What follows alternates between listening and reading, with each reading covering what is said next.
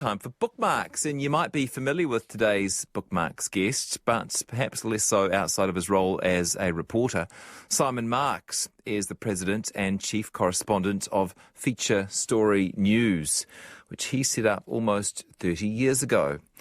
Feature Story News, or FSN, has 70 staff and 20 bureaux around the world, and it provides a lot of RNZ's international news coverage.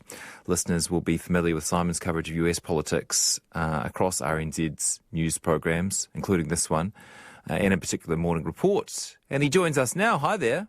Hello, Jesse. Thank you very much for inviting me to do this. Yeah, it's my pleasure. I'm just surprised we managed to find 35 minutes in your busy life for you to do it. I mean, even as you sit here talking to me, I see that the president's daughter is tweeting out an advertisement for a particular brand of Mexican beans, it looks like.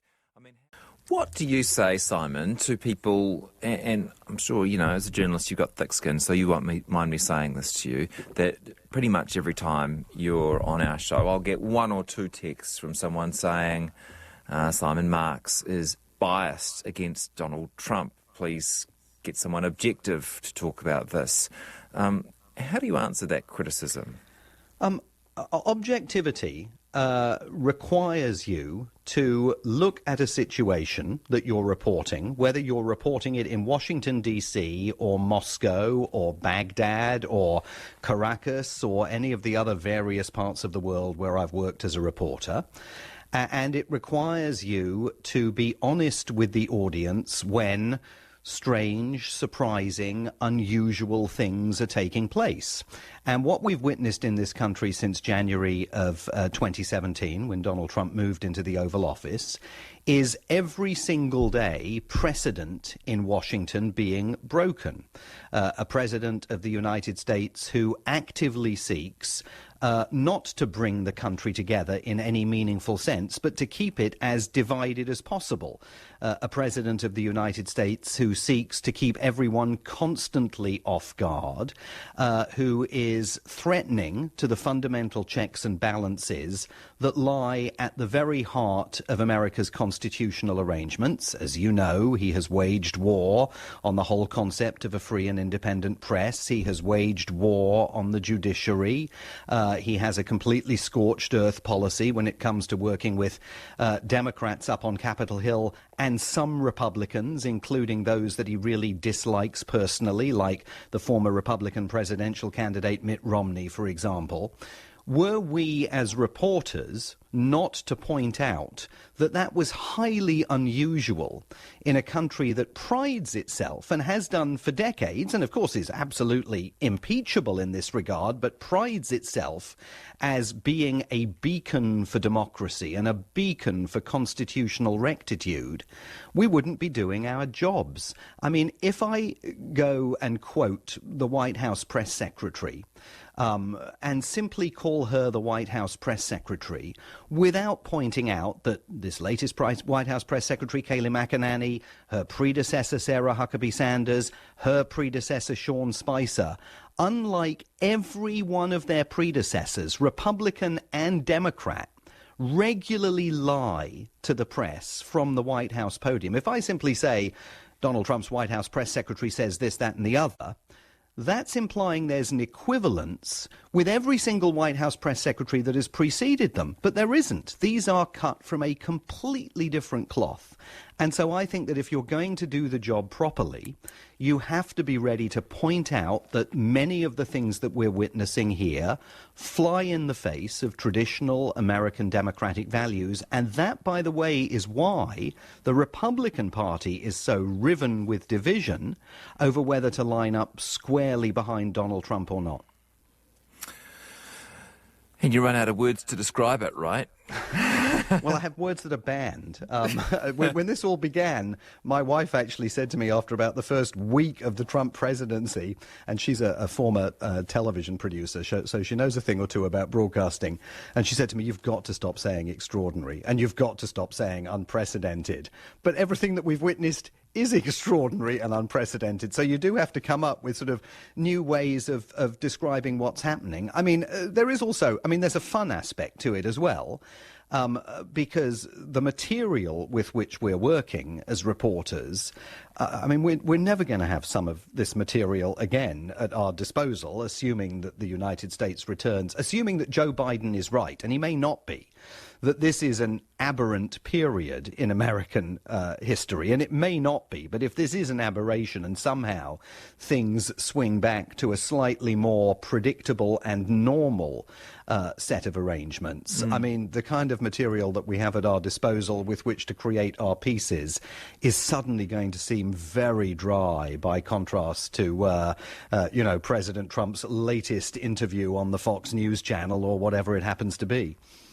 You mentioned your wife, and you have a bookmark to tell us a bit more about life. I remember Good Night and Good Luck. I really enjoyed that, but I imagine that you watched that film with particular interest given your job. Well, it's funny. We watched it just last week with the kids, and I had forgotten how much I had previously enjoyed it and what a great film it is. For those who are unfamiliar with it, it's got David Strathairn, who is utterly extraordinary in his portrayal of Edward R. Murrow, and it's about the battle between Edward R. Murrow and Senator Eugene McCarthy in the height of the McCarthy communist witch hunts here. I suppose one could argue for the soul of America. It also has George Clooney in it, starring as Fred Friendly, the producer who served alongside Edward R. Murrow. And it's just such an important film now because, first of all, it reminds you that there was a time in the United States when people like Edward R. Murrow, specialising in, the kind of the primacy of serious, independent, absolutely down-the-line journalism, had huge power because they had enormous audiences. It was before the fracturing of audiences at the hands of streaming services and 500 cable channels and so on and so forth. And this, of course, was before the aforementioned Lyndon Johnson concluded that if he'd lost Walter Cronkite, then he'd lost the war in Vietnam. But it also speaks to an era in America where absolutely stone-cold crazy stuff was going on in Washington, D.C. and around the country.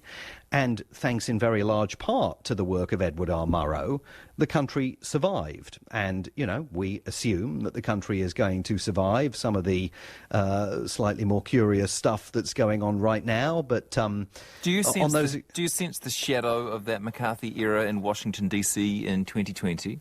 Well, I mean, I don't know that it's fair to say that one senses the shadow of the McCarthy era, because we're not witnessing the kind of witch hunts that led, for example, to the Hollywood blacklist.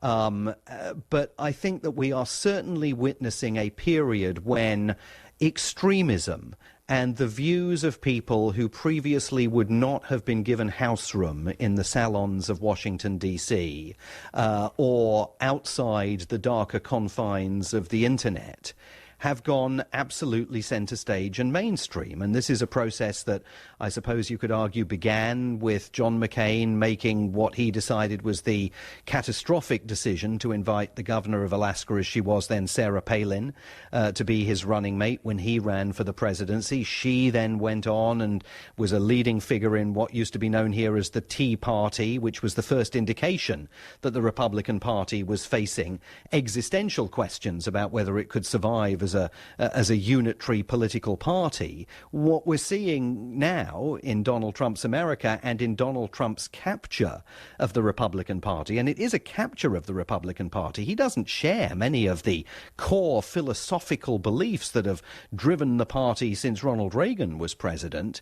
What we're seeing is the arrival here of people who suddenly have power, who under absolutely no circumstances previously would ever have been in the running for jobs in the White House, jobs in the cabinet, senior public positions. And in that regard, as McCarthy found himself in a similar position, in that regard there are similarities.